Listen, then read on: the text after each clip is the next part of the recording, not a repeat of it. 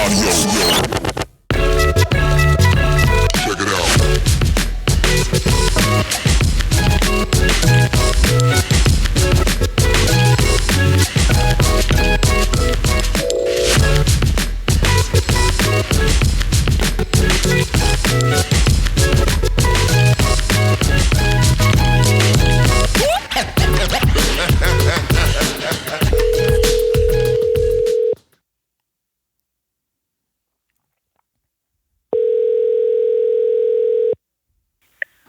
Hello? Hey, Bree, how you doing? Hey, good and pretty good. How are you, Mario? I'm doing all right. Hey, I was psyched to see you and Cameron climbing last week. How did your session go? It was pretty good. Haven't been on ropes in a while. I feel like I just need to start training a little bit more again. What was that hangboard you mentioned to us? It was a flashboard. And I think it's the best one because you can use it indoors, you can use it outdoors. It doesn't really matter where you use it. You can hang it on stuff. You don't have to mount it to your wall, so it's pretty dope. Oh, that's great because I feel like I can't put holes anywhere in my house, but yeah, that's awesome. Where can I get it? You can go to Tension's website, and then whenever you do, just drop in the promo code Tension SAS20. You'll get 20% off. You'll support the podcast, and yeah, but then they'll get it to you on the quickness. Oh, sick. Yeah, I'll have to check that out. Yeah. Are you guys climbing again this weekend? Yeah, I think we'll hit up maybe the new rope gym down in the Design District. Oh, the new movement is finally open. Nice. Finally, after our long wait. I know. That's a long wait, but I'm excited. Well, I'm looking forward to climbing with both of you guys, and I'll see you guys this weekend. Yeah, I'll catch you later. Bye. Bye. Friends and enemies, lovers and haters, welcome to Sends and Suffers podcast. I am your host, Mario Stanley. If you haven't already, please follow, like, and subscribe to Sends and Suffers podcast.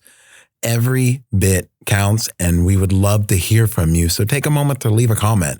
These go a long way and help others know what they're getting into and how good this show is. If this is one of your favorite podcasts, consider becoming a Patreon. For as little as $5 a month, you are investing in Sends and Suffers podcast, and it's like buying your boy a taco, hanging out, and getting to know the good that is coming your way. Monthly recaps, early show releases, and all the other cool things that we do. Thank you so much for listening to Sends and Suffers podcasts. My guest today is Mahmud, and Mahmud got me in a mood. Let me tell you, this DFW local celebrity got thousands of people on the social, been doing the Ninja Warrior game for a hot second, and is honestly straight up a good, solid dude, homie. So I'm seriously excited to bring you a part of the DFW Texas Legends. Maybe that's what we'll start, a Texas Legends series. I'll think about it. But right now, let me introduce you to Mahmud, a man who is an unlikely climber only because the world chooses to see him that way. But to me, he's an absolute crusher. So friends and enemies, lovers and haters, enjoy this conversation of two dudes getting to know each other and becoming homies.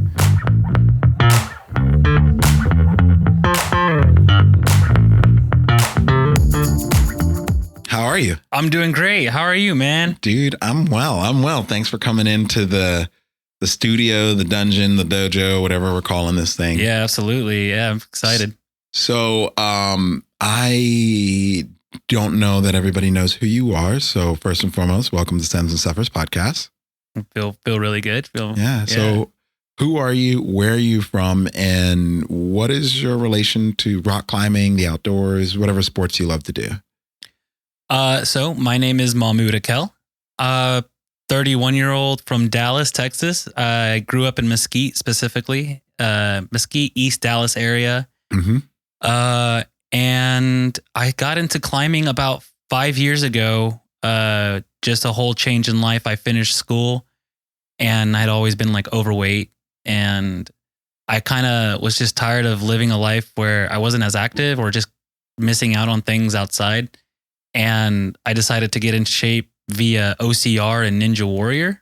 What is OCR? Obstacle course racing. Oh, okay. I thought Ninja Warrior and obstacle racing are the same thing. They are the same thing, but OCR is kind of like the Tough Mudders, Savage Race, Iron Man. All those kind of like go under that OCR umbrella. Iron Man is an OCR? Or I think that's more of a triathlon, actually. I was about to say, Iron Man is terrible. I think I'm thinking of a Spartan Race. That's what I was thinking of. Yeah, that makes sense. That makes sense, yeah. So all of those, and I just looked super interesting ever since I was a kid. Like obstacle courses have always just kind of like intrigued me, almost to the point where like when I was 18, I joined the military just because when we did like PT and ROTC and stuff, we would go and do like obstacle courses. And I was like, I could do that really well. I never joined the military, thank goodness, but that was kind of like an interest of mine. And I never really sparked that up again until after college. And I was like, I could do that. And as I was like 344 pounds at the time. I was like, I can't do it at that weight. So I had to get in shape and I joined a CrossFit gym. Okay. My first 6 months of like just changing my life. And at the end of that, I was watching on like Ultimate Beastmaster on Netflix, which is like Netflix Ninja Warrior, basically. Okay. And I got in touch with this guy named Steven who like used to work at Dino Rocks and he trained for Ninja Warrior and he won one of the episodes. And I was like, oh, this guy's in Arlington local. This means it's possible. Okay. Yeah. Like that for some reason that logically meant like I could do it. Like this guy locally did it. I was like, if he can do it, I could do it. I mean, that's fair. If you see someone in your community doing something, you're more likely to give it a shot. Yeah. And so I decided I was like, all right, I'm going to just get in shape and see how far I can take this. Cause I definitely had the drive and the willpower. I just didn't have the body yet. And so I was like, I'm going to make it happen. After like 6 months of doing that, I started going to a Ninja Warrior gym like once a week and realized I couldn't do anything. And I was like, how do I train this without like destroying my body or getting injured? Because I was not in a place where I could train safely at that weight. You just couldn't. So everyone was like, go rock climbing. And I had zero interest in rock climbing. Like none of it, like going inside. It just seemed like to me, rock climbing was associated with like church camps and like Chuck E. Cheese and like what you did at Main Event. That's so funny because everywhere else it's considered so counterculture. Like it, people associate LSD, shrooms, weed, bird dog. Have you ever seen Valley Uprising? Yeah. That's interesting. I would have never thought that because to me, like my perception of rock climbing was just what we saw like growing up in elementary school. They put up a rock climbing wall, but we never used it. And then, you'd go to Lifetime Fitness or you'd go to like Main Event or Strike Reel and they have like the light ups. It's always seemed gimmicky. Yeah, that makes sense. And then like, it was one of those things that you'd go to like Celebration Station in Mesquite. Like they had the rock climbing tower and you're like, okay, cool. Yeah. But, and then, so there was that idea of rock climbing for me. And then there was the other end of it where you're like the Everest climbers or the people who like go out and all of those. And so that was my gap of rock climbing. I didn't know anything in between. And so I was just like, that one's super crazy that it seems like, what we said it the other day is like white people things. Just like, I'm not, growing up in Mesquite, like with a name like Mahmud, that just never seemed like something I would consider. And then the other end was just didn't interest me. I was like, this is like a Chuck E. Cheese thing. And then you go in, it's like, you go to these gyms, it seems like they're just trying to cash grab. Yeah. So that was just my mindset. So I was like, nah. But when they were like, hey, you got to train, go do rock climbing. And I ended up going to Dallas Rocks, or at the time it was Dallas Rock. No, it was Summit at the time. It was Summit Dallas. Oh, so you started before this, after the switch over. Yeah. Was it shortly thereafter? It was shortly right after. Yeah. Okay. And I never went seriously though. But then I would just go in and I couldn't do anything. It was impossible. And then, so I would get on like the top rope route and find like the easiest route I could do. And like, maybe I could do one clean send on it. And it was just the hardest thing. And then I would just be consistent. I would go 4 times a week, like two days on, 1 day off, 2 days on again. And I would just do the same route until it got reset. And I'll just find the next easiest route and do that over and over until like I could do it 10 times in a session. And usually my goal was to do a route 10 times within an hour. And then I'd call it a day. And like, that was rock climbing to me. I didn't care about grades. I didn't care about anything else. I just wanted my grips to be strong. So then once I got strong and was able to hang, I could go do Ninja Warrior and try to crush that. Did we meet then? Because I feel like I saw you doing this. Because this was before Plano was built, right? Right, yeah. I feel like, did we meet at some point in time? We did. Yeah. I remember meeting like the whole old Dallas crew. Yeah. That's a whole nother animal that's not around anymore. Yeah. And that was fun times, man. Fun times. But I saw the evolution of that gym, like just change from D-Rocks to what it is now. Yeah. Yeah. You came in right at the end. Yeah. They cleaned house pretty quickly. Yeah. Yeah. It needed to be done. For sure. It definitely needed to be done. I call myself the last of the Stegosauruses because I'm still around. Man, dude, that's wild. That's interesting. Everybody's story into rock climbing is always so interesting because they're always so unique. You know, you hear some people, it's like, oh, my parents did it, or I did it on a date. Like me, I mean, I went on a date and I was like, oh, this is great. You're terrible, but I'm sticking with this sport. You know, and everyone's different, and that's pretty cool. Your story is kind of similar. Do you know Albert O'Kay? Mm-mm. Albert O'Kay on YouTube. You guys should. I one of these days I got to link you guys up. But for sure, you guys have some similarities, which I think would be cool, and you should talk to him. Albert's now in Austin doing team trials for trying to get on the USA speed team. Oh wow, yeah, and he said when he started, he was like 215, 225. He's like, I was a big boy then. And now he's in the running to be one of the fastest people in speed. Oh, wow. Yeah. Wow. It's insane. It's insane. Rock climbing can completely transform your life. I've experienced that in so many different ways. So what made you, well, before we, I want to know what got you hooked. But before that, so like, how long did this cycle of just like, all right, I'm doing these 10 routes, and like, how long did you ever reach any of your other goals that you wanted to for a Ninja Warrior obstacle course? Oh, absolutely. Cool. What happened? It kind of like, once I took it serious, things just started happening. It was like a rapid fire. So when I started, I was like, you know what? It was end of 2017. I was like, I'm going to lose some weight and I'm going to get on the show. I don't care how it happens. Like if I send an audition tape, I get in, great. If not, they had what's called the walk-on line, where you can go camp out for 2 weeks and just pray that you get in. But there was a way. So, and that there's a whole nother story for another time for sure. But when I did that, I was like, okay, there's the goal. That's the plan. How do I get to that? And I started training. And when the gym I was working out at, Obstacle Warrior Kids, it's right over like by the Galleria Mall. I went there and it was like, I can't do any of this, but the people, it's just like the rock climbing community. They were super accepting because it wasn't like no one was competing with each other. It was like my first experience of like people competing against the same obstacle. And I would see people at different levels struggling the same way. And then I saw that in rock climbing as well. So for me, I just had a really, really good community of people who really wanted to support me and train me. And I had some good coaches, and I would learn by osmosis and seeing other people's experiences, because I couldn't really do all the exercises or do all the like obstacles, but I would learn technique. I would learn body positioning. So I would like watch other people learn. And so it took me maybe about 7 to 8 months of just strictly doing like 1 day a week ninja training and 4 days of rock climbing, before I was able to like compete for ninja and do like rec sports or rec courses.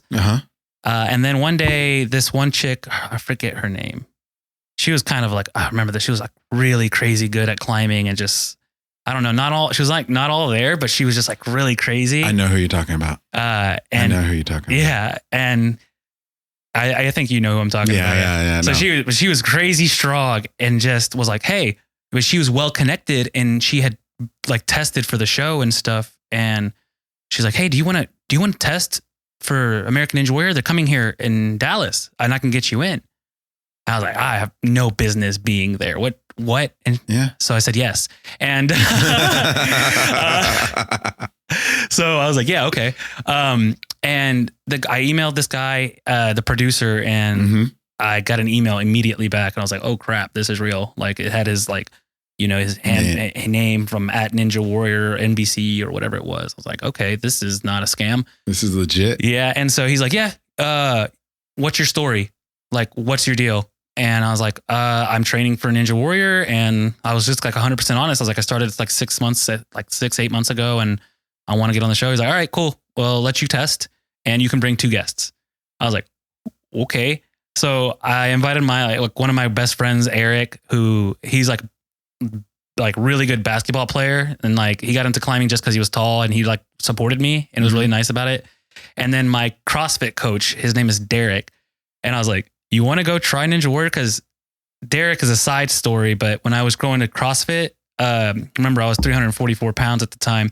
I walked into a CrossFit gym not knowing what CrossFit was at all. Like, I knew it existed. I didn't know what it was. I was not a fit man. I studied music and I did arts, and like that was my life growing up through high school and college.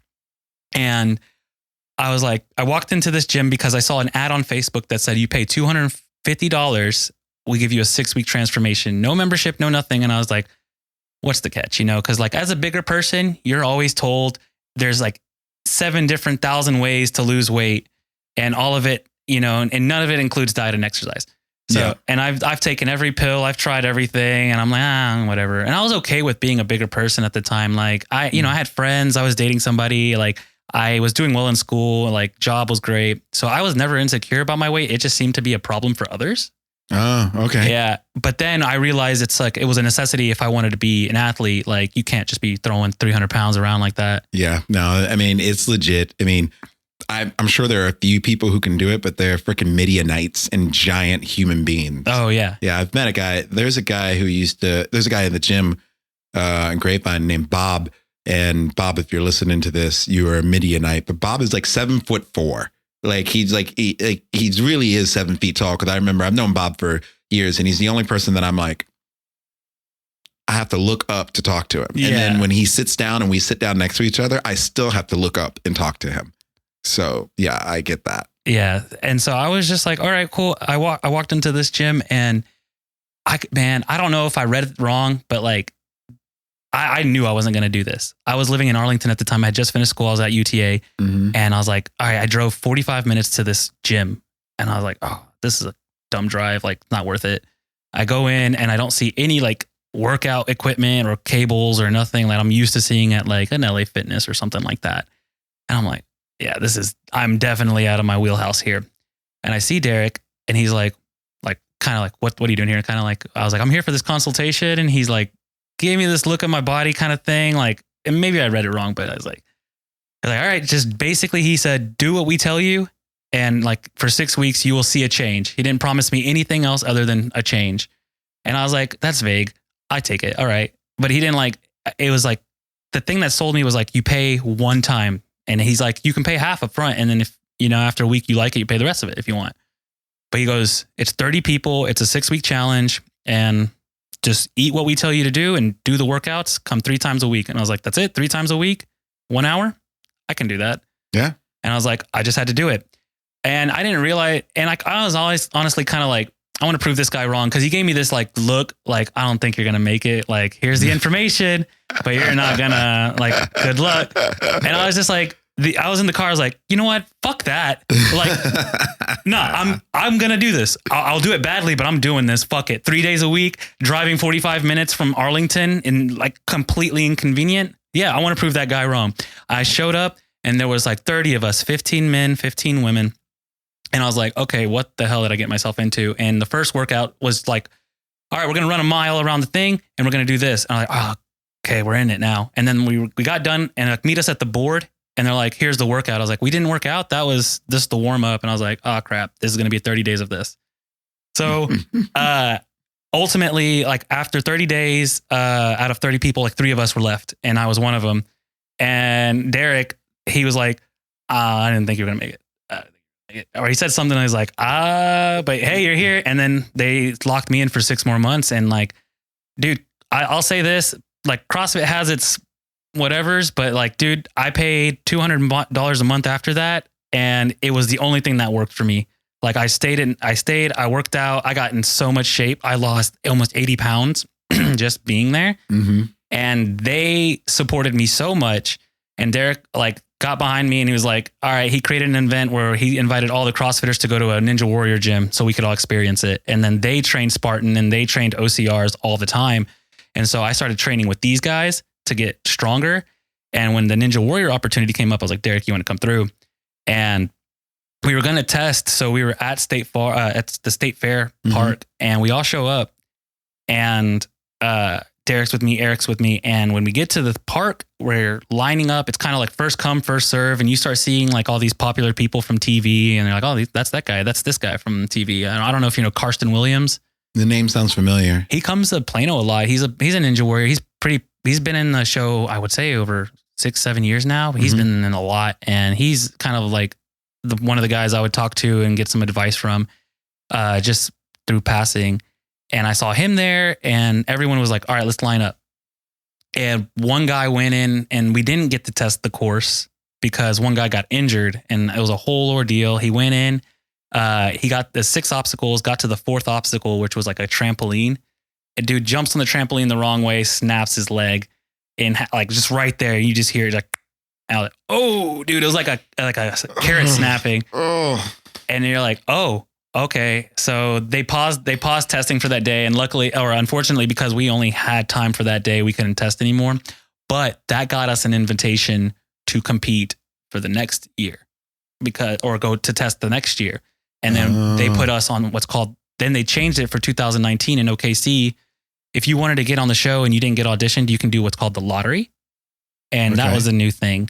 And so the second year we applied to go, we show up to this random spot in Oklahoma City. And it was just like where they were filming, but just kind of off and random at this Olympic training park. And they're like, show up. And when you show up, there's a bunch of people and you're basically picking a raffle.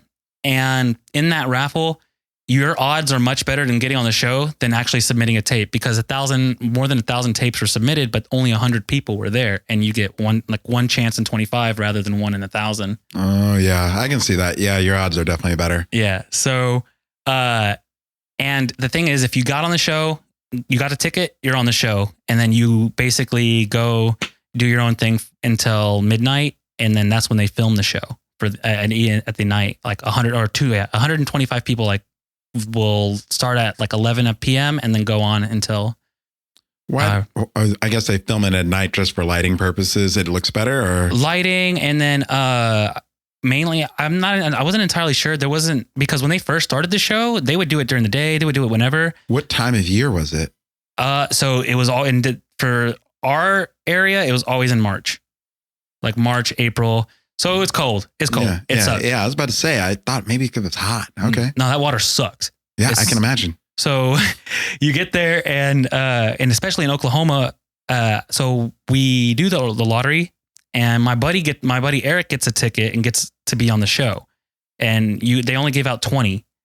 And so he got ticket number 19, which was great for him. But the sad part, what we learned about Ninja Warrior, because you got to consider it's like Hollywood and all that stuff too.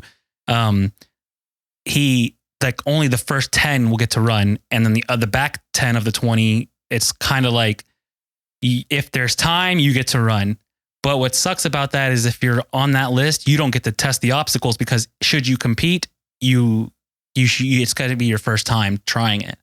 So my buddy Eric, he was on it, but unfortunately didn't make it onto the show and didn't get to test the course. But I got to test the course, and out of 6 obstacles, I made it to the 4th one, which is always balance, and I died on that one. That was just, they had these surfboard things. It's like 3 surfboards, and it's like a shape of a T, and the bottom of it is a spring. And so you jump on it and it kind of wobbles, and you're supposed to kind of like parkour run through it. Okay, yeah. Everyone was dying on it. And the cool thing is well, not the cool thing, but the interesting thing is like they're adjusting it accordingly for the competitors. So I didn't know that. It doesn't look like it's adjusted, does it? Yeah, no, they will adjust it like, so like, hey, this was too easy of an obstacle. We're going to put like, so whatever, all the like people who had like experience in parkour, they were breezing through it, and they would step on the center of it and just kind of bolt it. So what they did was they put this triangle thing on it, like this triangle foam pad. So if you stepped on the middle, you'd roll to either side. And then that was taking everybody out. And so they had to find the balance of, can this obstacle have a lower failure rate, but not too high of a passing rate? Yeah, that makes sense. So, and then I didn't experience this, but a lot of the females would tell me that they would adjust the obstacles for them just because of height. It was just kind of impossible for some people to do some of the things there. And so you'd see that, some of them moving things unprompted. You see a lot of things behind the scenes when you're on set. Oh yeah. So, but for anybody who was interested in trying Ninja Warrior and you can't get on the show if you don't get it, they are very open to letting people test the course. Okay. Yeah. As long as you have a good story and you're like athletic and like, and they don't just accept anybody, but it's a pretty good shot. And if you can't get on, that's like the minor leagues of ninja. And so I was able to do that and try the course and still get the experience. I didn't get on the show like proper, but I had the great experience and I got invited back for the next year, but then COVID happened and they kind of, the whole world changed after that. But so then while I was doing all that in between, how I ended up in climbing was Noah Hill. Do you know Noah Hill? Yeah, Noah. We all know Noah Hill. Yeah. Shout out to him. Always. We were talking about it and I was like, hey, you got to come to, and the ninja gym that I was training at, I ended up working there. After. I remember this. Yeah. Cause I think when you and I first really started chatting, you were still working there. Yeah. I had gotten into all of that coaching, creating curriculum and just, I really went in on it. And after my first experience testing, not really testing the course, but seeing the experience in Dallas, I was like, oh, I'm in on this and I want to do it.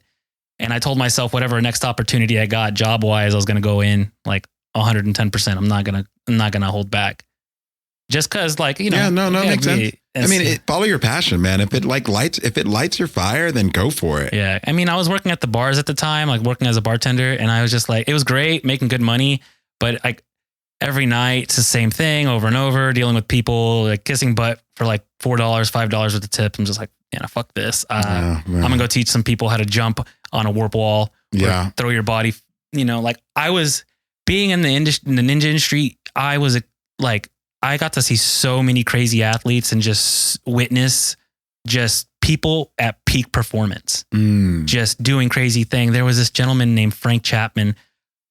He was like, what the traversing rings are? Yep. I have never seen anybody do that at all or do it well. And he would just get on these rings and just fly, like just throw it. And I mean, like if he let go, dude would die. It's crazy. And I would just see that daily and just see people doing silks and doing all kinds of just crazy stuff. There's this guy, this athlete, his name is Isaiah. He's a young cat. He was like one of the youngest guys to get on Ninja Warrior when they were letting people under 18 or under 21. He was like first 15-year-old to get on the show and do well. And he's from this area and he trains Plano a lot. Does his dad own a ninja gym? No, that's a different person. Okay. Yeah. I'm thinking of Steven. Yeah. Yeah. Him and I are good buddies. The Plants. Yep. I know the Plants. Yeah. They're good people. Yeah. I only know them through others. I mean, I worked for his old boss, or he used to work for the Ninja Company, and I worked for his old partner. And then the drama they had between that, but that's a different thing. His name is Isaiah. He trains like really, really well. And I got to see him come up and like start from like, I guess he would do like one of the easier ninja classes, or he was just in one of the beginner classes, or he was in one of the classes and I'd see him. And then 2 years later, he's competing on like American Ninja Warrior Junior. And just seeing that progression, I wanted to be a part of it. And back to how I got into climbing though, Noah Hill, I would tell him, hey, I'm working at this ninja gym. You got to come check it out. And he's like, yeah. And he was curious. He's like, tell me about these competitions you guys host. And I was like, come try one out. And he goes, nah, I tell you what, he goes, I'll try out a competition, no training, just seeing how it, like only my training as a rock climber, how that would fare. And if I do that, you go outdoors. Cause I was like, definitely Noah. And I was just like, I'm not going to go outdoors. I'm not going to try it. But and I didn't think he was ever going to do the competition, but he did. He showed up and he got like, I think out of like 40 something people, got 17th place. Nice. He did very well. He got really far. Did he have a little stints where he started doing it for a little while? I think he wanted to, but then he got injured. And then, he got injured. And then I think once he got better, then he moved to the Valley shortly thereafter. Yeah. He was going through all of that. Mm-hmm. And so, but I was like, all right, I gotta hold my end of this bargain. And I don't think he understood how serious I took it. And so there was another guy who I was starting to climb more. I was bouldering more and I was feeling confident and doing well in climbing.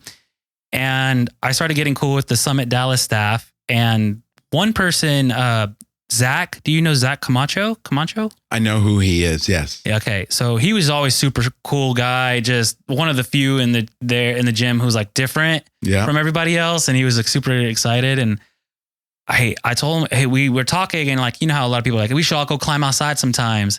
And then I was like, he said that to me. I was like, let's pick a date. Let's do it right now. And he's like, okay. And then I didn't know what I was signing up for. He's like, you know what, dude? Tell me when you're free. And he goes, just bring your gear, show up, and I'll take care of everything. And I was like, all right. And we ended up going to HCR. It was my first time. Oh, nice. That's a big trip. Yeah. And so this was May of 2019. And so like May is my birthday month. And for my birthday, I usually like to go on trips or solo trips and just kind of do my own thing. That's just, I prefer that. I don't like parties. I don't like anything like that. Yeah. Same here. So I'm like, I'm going to do what I like on my birthday. And so what better way to do that than to go to Arkansas with 9 other guys and 9 other people. I had no idea who they were. Didn't know who these people were. And I kind of like let on that I probably knew a lot more about outdoor climbing than I did. Probably purposely just so I could stay on the trip. I was like, I want to be a part of this. They're like, you know how to lead climb? I was like, yeah. No, I didn't.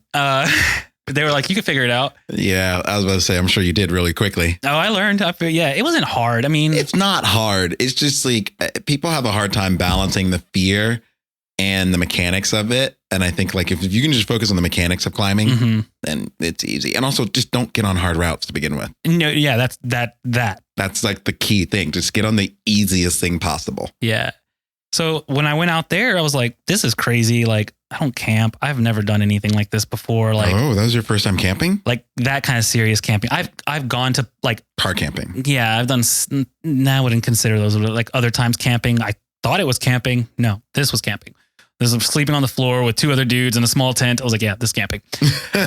So we were out there and I didn't know anybody and I was just being nice. I was like getting to know everybody and I didn't tell anybody it was my birthday. I just didn't want to I don't want 9 strangers like singing me happy birthday. But you know, it was just weird. But I kept it chill. And then Zach was like set up everything for us, man. He had all the gear, got us out there, took care of everything, got me up and down the wall, taught me how to lead climb. And the cool thing about being out there was like everyone was Summit staff or like they all were experienced. So I wasn't out there with people who didn't know what they were doing. I felt pretty safe.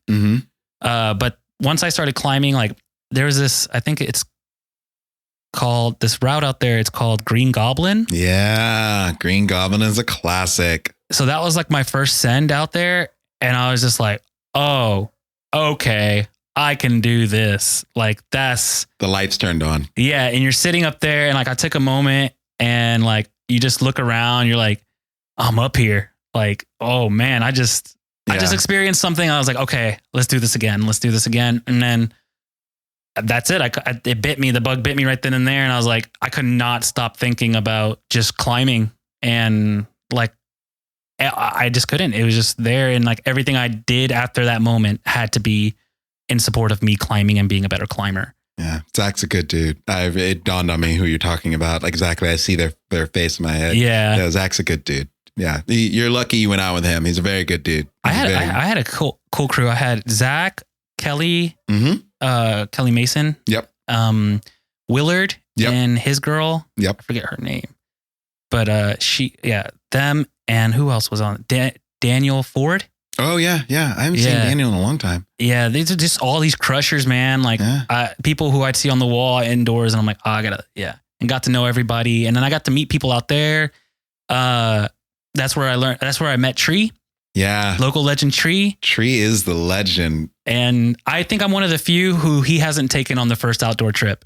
Yeah, I forget. Tree has indoctrinated so many people into climbing. It's unreal. Yeah. Yeah. I was about to say. But I remember meeting him out there and getting to know him throughout the community. And just after that, I was like, I'm hanging out with people who are going to get me on these walls. And this is it. It's my life now. And that's kind of how it sparked. And I worked at the Ninja Gym and I would still train Ninja. Mm-hmm. But then when the pandemic hit, I unfortunately got let go and Samantha sold the company. And I was like, I guess I just went back to bartending, saved up money. And I was just like, I'm training now. That's it. I'm just training for trips. And then when the pandemic let up, Tree actually then took me out to Waco Tanks. Oh, yeah. And this was you went like to the Mecca. Yeah, you did your pilgrimage. That's a time honored Texas, like any Texas rock climber. You've been climbing long enough. Everybody makes a pilgrimage to Mecca. And it was, I knew how valuable that was. So when I just got a random text, like, you want to go to Waco Tanks? Yeah, we're doing this. Yeah. I'm not going to say no to this. And it was fresh out. Like the gyms weren't even open yet because of the pandemic. It was that week before. Oh, I remember that. Yeah. So the state parks opened up. Even Waco was open, but no one was there. Yeah, because everybody was terrified. Yeah. Yeah. I mean, rightfully so. I mean, the world was in chaos. For sure. Yeah. So, but we had the entire place to ourselves. Oh, man. The entire place. And it was just quiet. That's a rarity. That's a rarity. So we were out there for a week. And I mean, I was just like, dude, after a month and a half of sheltering in place or 2 months of sheltering in place and just being in a house with two other dudes who I was ready to kill, like, I was just like ready to get outside and we hadn't climbed. And this was like, if I had to do one more Facebook workout, I'm done. Like I just needed to be outside and just get into nature. Yeah. And we went out there. I couldn't climb anything, but it was like, I realized how weak I was. One, like you were a break from the pandemic. And two is just like. Waco is a different animal too. Like that's one of the things, like you hear this thing, a lot of people say, you know, you're going outside for your first time, whatever grades you climb indoors, you need to go 2 grades down because outdoors is harder. And I think the answer is outdoors is not harder. It is different. Yeah. The way I like to put it is, this is probably going to be the worst example I can ever give, but it's going to make it, but I think it makes the most amount of sense. You're going to read the Bible. You can read the old King James version, and then you can read this new modernized version. They're the same thing, but the context is a little different. And you might have to read one of them a little bit more just to get the difference. And climbing is kind of the same way. Outdoor rock climbing, it's the exact same thing. The only difference is granted, outdoors in nature, there's a lot more elements, there's a lot more things involved. But like once you understand how to move on stone, you actually, in my opinion, you have a better appreciation and it's easier for you to move on rock indoors. But learning how to move on stone is key. But the point of stepping down grades is not so much because it's necessarily harder. It's because you don't necessarily know what you're doing. And I'll say that was very true for me my first time going outside. I was just like, this makes no sense. But I kept on doing it. And then when it clicked, I was like, oh, this is what you're looking for. This is a foothold. You're looking at depth perception. You're looking at shadows that are casted in the rock. Oh, if I look at this thing and it looks like there's a jug, it doesn't mean that it is, but like the way the sunlight is casting on this rock. Oh, these are the things, like these are the nuggets that I need to know to send. And like once you figure it out, then you know the world opens up. Yeah, it took a minute to learn that, but you're right. Is like you do have to kind of keep in perspective that the grades outside are probably a little different than what we're used to on the indoors. Very much so. And what I learned that lesson real quick. But the cool thing is like when I went back to the gyms, I was like, now I know what it takes. Now I know where I'm at. Like I thought I was a strong climber climbing V3s, V4s. Like I'm on the track. I'm doing great.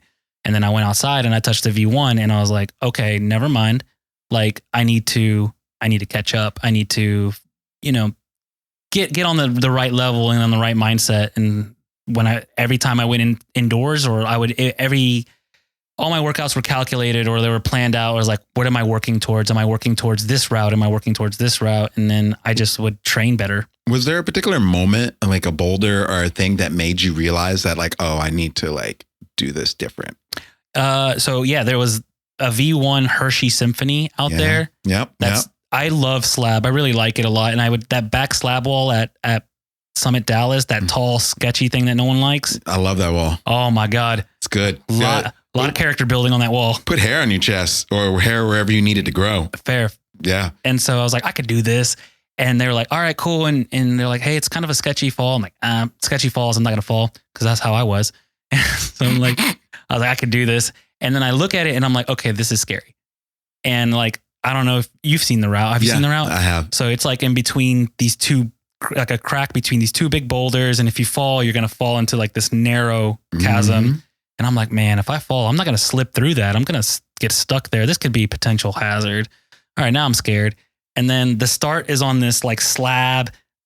Like if you fall on that, you slide down. And then the first few moves are over like the archway of that boulder. Mm-hmm. And I was like, and you just follow the crack line. I was like, I could do that. Okay, just don't be scared.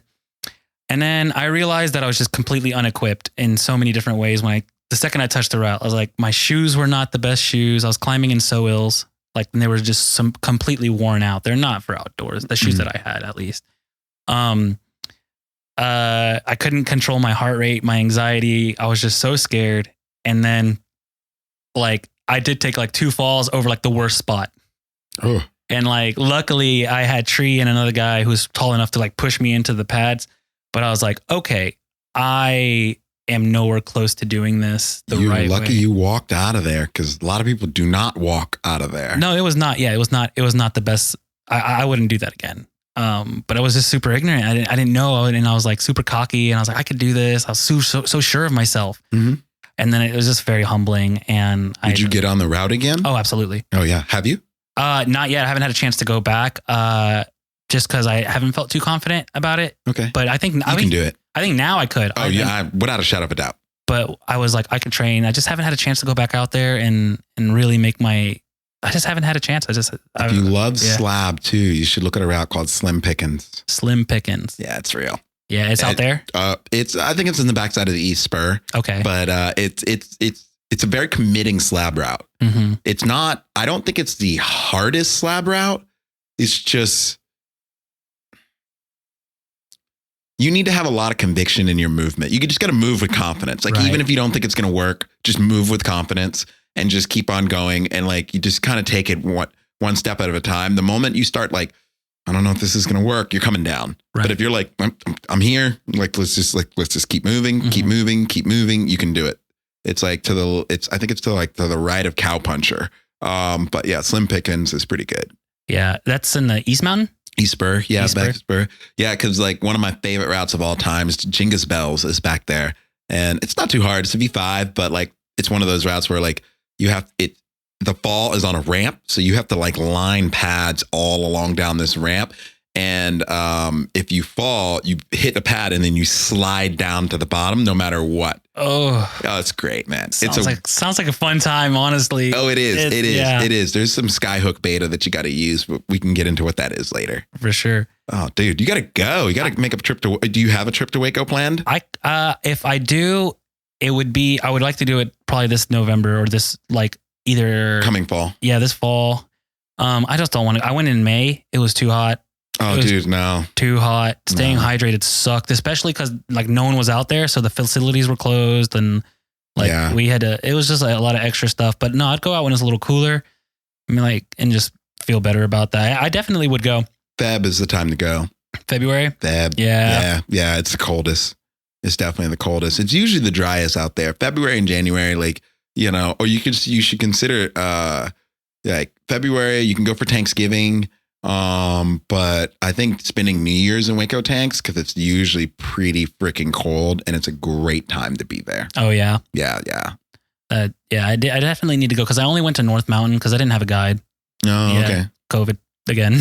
Yeah. Hire a guide to take you back out to the east. It's worth it. It's so worth it. I think it's some of the best climbing is back there. Oh, that's Then we'll definitely. I got to look into that for sure. Right now, the trips that I have planned right now this year, I have HCR again, and then I plan to go to Nevada. Okay, Red Rocks. Yeah, dude, I've spent a lot there, dude. Yeah. That place is amazing. One of the best I think it's one of the best accessible climbing places in America. Really? Yeah, for bouldering, rope, sport climbing. multi-pitch. Like it's alpine cragging. It's accessible to everything. I almost considered moving there. Oh, really? That's nice. Yeah, it's not nice. It's nice, but it's so cheap to fly to Vegas. It's like, just go to Vegas and have a weekend with a bunch of friends. It's one of those places where like you can literally just call up a bunch of people and be like, hey, does everybody want to split an Airbnb and a car like this time? And in my opinion, the beta is if you can get a lot of people and like, say you can get like 8 or 9 people to go with you. If everybody agrees on a schedule, like, okay, this day we're going to go bouldering, this day we're going to go sport climbing, and this day we're going to go multi-pitch, whatever. Mm-hmm. And so this is my secret beta for that place. You get about like 10 people to go, so you can split the trip up. And anyone listening to this is like wanting to shoot me in the face right now because they're like 10 people. That's so many people. But here's what you do. You get 10 people, you get all your flights to Airbnb. Then you go to Enterprise and you rent a church van and you take out the back seat so you can throw all your stuff in there. And then your first day, everybody goes bouldering or does something that everybody wants to do. And then people rotate rest days. So the rest day is the driver. And then you just kind of hang out and then it's great because then like the rest day, the person is just taking photos. They're just hanging out. They're making lunch. They're like, and it's like most climbers kind of have a servant's heart, in my opinion. Mm-hmm. And so, if you don't, that's no quarrels. But then you on your rest day and you're just taking care of people. You got some walkie talkies. You're just driving around, picking people up, just having a great day. But then the rotation, you just rotate that rest day. And so one person always has it off. The nice thing about it is like, let's say if like a large group of us went multi-pitching, mm-hmm. Well, it's an all day thing. It's not like, yeah, we're going to do a couple of routes. So like that, like it's like a 30-minute, it could be as short as a 30 to 20 minute hike all the way to a 2-hour, 3-hour hike, 2 to 3 hours of climbing. And then you get back. So on those days, that's a great day to like a large people who don't want to do it, take a rest day, go to Hoover Dam, go catch a show at Circus Olay, go do something, go to the other side, the east side of Vegas and go shoot guns all day. I mean, you can do whatever you want. Like Vegas has everything, but it's nice because then you can kind of rotate, but then you're splitting an entire trip between 10 people and it's dirt cheap. It is dirt cheap, especially if you get an Airbnb with a kitchen and, some of the person who's on rest day is also on cook duty. Because, or just go out to eat all the time and just split the bill. It doesn't matter. Me personally, I want to cook my food and I like to cook for people. So we would just we would get there and then we would go grocery shopping and then we would do most of the cooking, like all the meats and all the heavy things we would cook right there. And then we would just warm food back up and then prepare the vegetables or prepare the pasta or whatever is easy. And we'd be like sharing like 4 bottles of wine between 10 people. It would be great. So that's like if you're going to do a homie trip, it's the best. And then if you're doing that many people too, I don't know if this is still true or not. But I think the number's around 10. You can even call like a travel service and get a deal on airline flights. It's like, cause everybody's on the same flight. Oh, that's interesting. Yeah. I think the number is 10. We never did that, but I heard that was a thing that you could do. So, I mean, someone on the internet will correct me if I'm wrong. Fair enough. I'm pretty sure like, the more like preparation you can get a trip to be pretty cheap and efficient and fun. Oh yeah. I want to say not including flights, van for a week for a week and a half. I want to say we were with van and food and park pass and fuel. I want to say we were at like 10 people. We were like, I don't remember. This was years ago. This is like 7 years ago. So I'm not going to include inflation, but I want to say we were at like $30 a day, $25 a day. That's not bad. Like for 10 people. Like I honestly don't remember because like we splurged, like someone bought some whiskey because they wanted old fashions. So like when we split up the bill at the end, and the rule was like if you wanted something out of your own, you paid for it out of that. But other than that, like we all kind of like agreed that we were splitting everything. And community style. Yeah. And so what I did is I just, anytime there was a bill, I just had everybody Venmo me right then and there. And then it was always, and we just paid everything right then and there. And it was kind of easy. Venmo cards go a long way. They make it really, really easy. Yeah. That's kind of what we did. We just did this for HCR. We just went in November and we all went, like 7 of us went in on a cabin That's game changer. No, dude, it's the best way to go. It's easy. Game changer. I spent, it was like $40-$50 for like 4 days. And then we had a hotel basically outside. Like it was nice. Yeah. I mean, it was somewhere between like 30 to 45, 50 bucks a day. But even then, it's still, you had, 3 meals a day, transportation, that included all the rental crash pads that we had.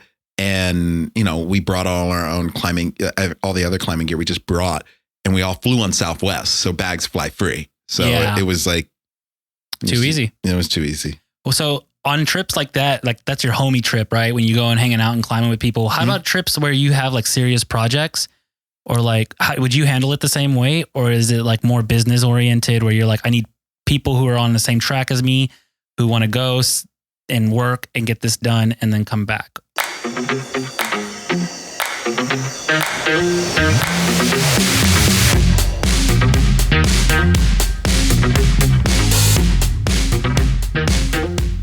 I hope you have enjoyed this conversation with me and Mahmud. Now, if you listen to the end, you get to hear this little Easter egg. On March 18th, this coming weekend, I am hosting a day of climbing at Rogers Park. There's only 25 spaces, and you want to hang out with your boy, go to my Instagram bio, click on the link, and then scroll down and you'll see a little form. Or you can just go to mariostanley.com/411, and the information is there. I hope you have enjoyed this conversation, even though it was cut in the middle.